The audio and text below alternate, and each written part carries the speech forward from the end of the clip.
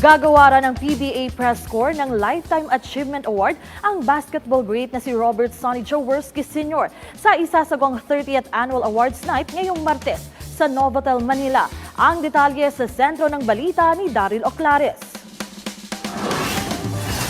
Upang bigyang pugay ang naging makulay niyang karera sa PBA, bibigyang parangal ng PBA Press Corps ang binansagang the living legend ng Philippine basketball na si Robert Sonny Jaworski Sr.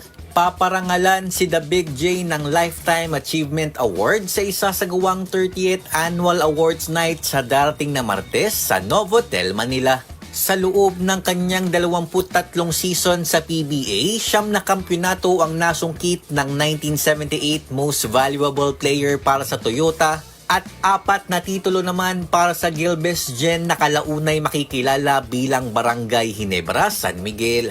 Bilang manlalaro ng Gen Kings, pinasikat ni Jaworski ang never say die spirit sa loob ng hard court na hanggang ngayon patuloy na isinasapuso ng kupunan. Bahagi rin si Jawo ng 25 greatest players in PBA history at first ballot Hall of Famer noong 2005. Taong 2012 naman nang formal na iretiro ng Barangay Ginebra ang kanyang iconic jersey number 7. Si Jaworski pa lamang ang ikalawang PBA great na gagawaran ng Lifetime Achievement Award kasunod ni Alaska team owner Wilfred Oitengsu noong 2019. Daryl Oclares para sa Pambansang TV sa Bagong Pilipinas.